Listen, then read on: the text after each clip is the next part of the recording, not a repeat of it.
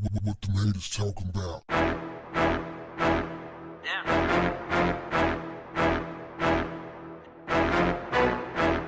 What's up, family? We have a cuckold pastor, his murderous wife, and their bull partner in Motel Threesomes. Family, this is why you don't allow other people into your marital bed. Strap on, fam. This is about to be one rocky ride. The plot to kill David Charles Evans was hatched while the Oklahoma pastor was on a mission trip to Mexico earlier this month. This according to the police. Evans, the beloved 50-year-old pastor of Harmony Free Will Baptist Church in Ada, was working near the U.S. border, helping those in need. Doing our best to be the hands and feet of Jesus and showing God's love to others, Evans wrote in a March 18th post on Facebook. Helping migrant people as they are dropped off across the border by Border Patrol. So often we are not sure what to do. We just need to do something. 4 days later, on March 22nd, Evans was dead. The pastor was found shot in his head, bleeding from his nose and mouth in his Ada home he shared with his wife, Christy Evans. 47-year-old Christy Evans told 911 dispatchers and responding officers that she awoke to a loud pop and found her husband lying next to her with a bullet wound to the head. "He's laying here in a pool of blood," a sobbing Christy told a dispatcher. "Oh my God." "It's okay, babe, it's okay," the female dispatcher responded. First responders pronounced David Evans dead at the scene, according to Oklahoma State Bureau of Investigation officials. Christy Evans told investigators that an intruder had come in and shot her husband. That, authorities now say, was a lie. The alleged truth would be something much more than what the widow initially told police. OSBI investigators on Thursday arrested Christy Evans and charged her with first-degree murder in her husband's death. Also in custody is Khalil Square, a 26-year-old man described in court records as Christy Evans's lover. He is also described as David Evans's lover. Christy Evans reportedly confessed her involvement to state investigators Thursday in an interview at the Ada Police Department.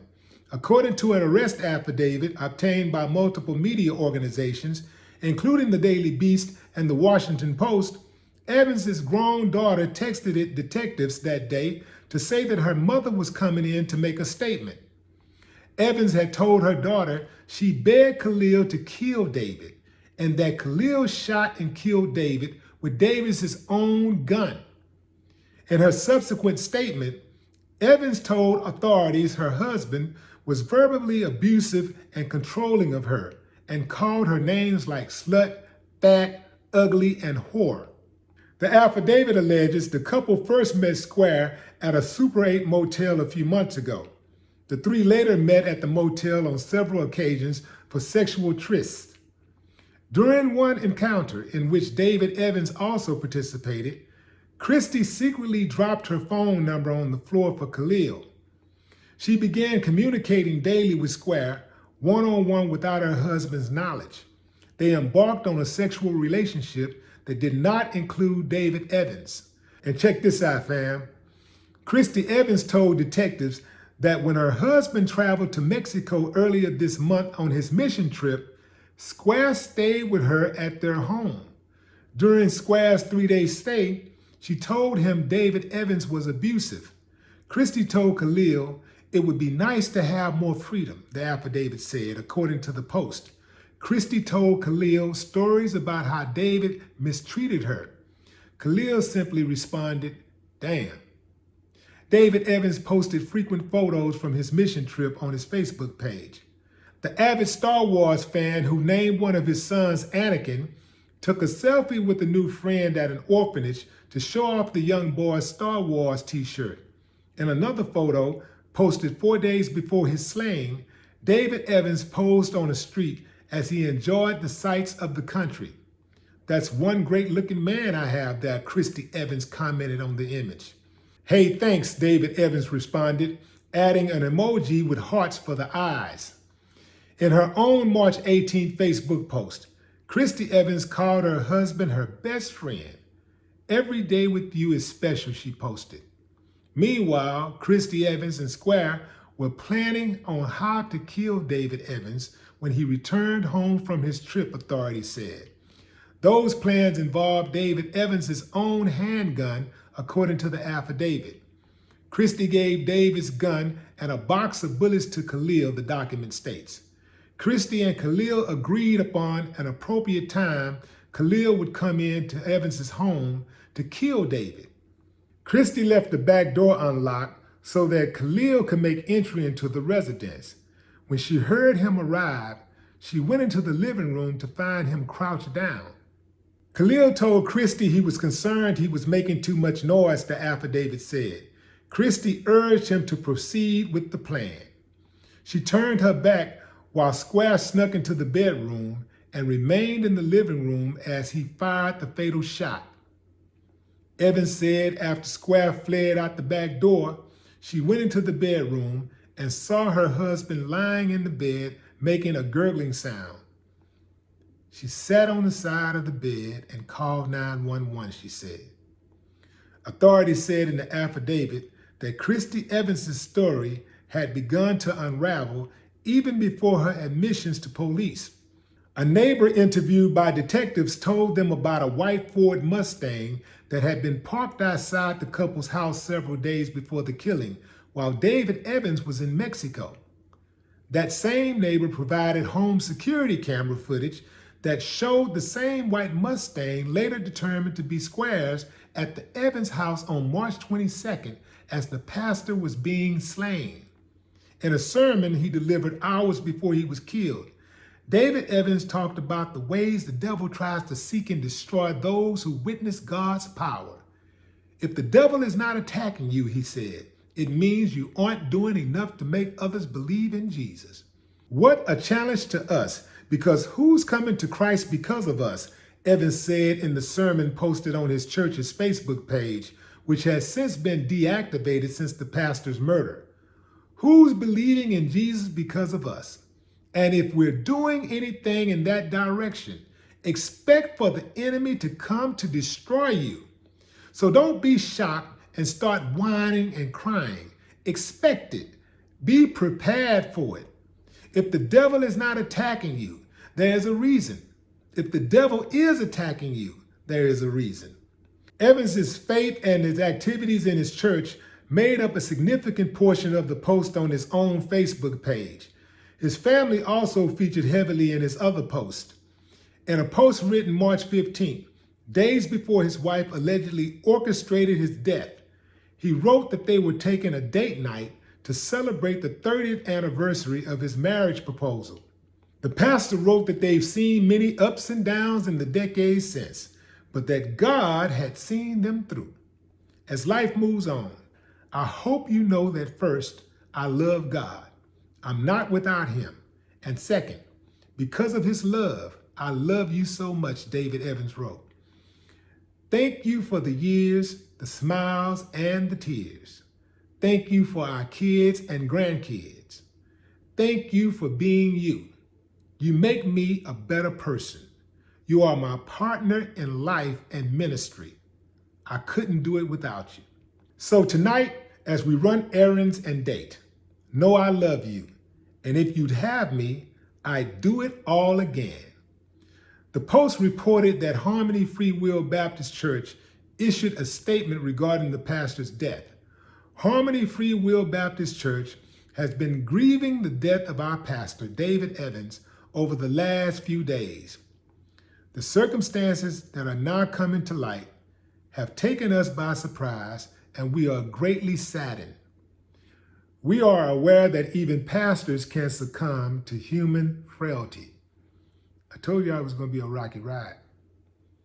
30 years. How long do y'all think she's been plotting to murder him? I think it's safe to say that she was unhappy for at least a few years. This guy is sounding like a high school kid in love. I mean, he sounds like the love is fresh. She told that man every day is special with you, knowing that he was going to be dead in a few days, knowing that she would put the wheels in motion to take his life. Really, man, that is cold-blooded. Not just somebody that he slept with. This is somebody he built his ministry with. This is somebody he built his family with. He grew his family with. I mean, from them came children and then grandchildren. Man, talk about pure evil. And she found her a classic dummy. I ain't killing nobody for no woman. Man, you crazy? Come on, man.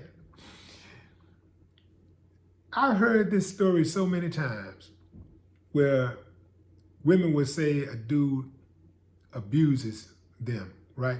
And that's one of the easiest ways. Like if you messing with a side dude, if a woman's messing with a side dude, that's one of the easiest way to get that dude to really go in on the other guy. Because the side dude might just be cool with just getting his on the side or whatever, but if he around a chick long enough, he might develop feelings for her. And to an extent, he want to protect her. And she starts talking about how this guy is mistreating her and calling her names and beating on her. Now this guy starts to think to himself, you know, I need to protect my investment, you know. I need this, you know, because he thinks in his mind, you know, this is, you know, this ain't my main, but this my thing, you know, so I got to protect that. So next thing you know, he got a gun and he's looking for a target. They are going to hang his ass and her. Oh, they about to do some time. Oh, each one of them. Yeah, they're about to do some major time. He'll probably rat her out. They know that she was the mastermind behind it. So they want her more than anything. Oh, he gonna get it because he's black, number one. Oklahoma too? Oh yeah, he gonna get it. He gonna get it. Anyway, but they're gonna use his testimony to hang her more. Yeah. Either way it goes, both of them are gonna take L's. Just imagine. He's out on a mission trying to save the world. And he comes home. Can't wait to get home, get back home, relax, hug the wife, make love, see the kids, the grandkids. And he walks right into a booby trap. His home had been booby trapped. Wait, man. Fam, I know it. We got a lot of freaky people out there. Ain't nothing wrong with freaking. Freaking is good. But some people take it too far. It's just not a good idea to bring other people into your bedroom. Not when you're married. That is not a good idea. That is never a good idea. Somebody is always going to catch feelings. It always happens. And once you do that, there's always a trust issue. I don't care what anybody says, how much they enjoyed it, blah, blah, blah. They never quite trust the same. Always wondering, are you doing something without them? Are you doubling back? In this case, she double, triple, quadrupled back. She got into an entire new relationship with the side dude. Ultimately, one could argue that David did it to himself. But Christy and Khalil, I ain't letting y'all off the hook. Your mama should be embarrassed and your daddy should have pulled out. No more talk. What the haters talking about?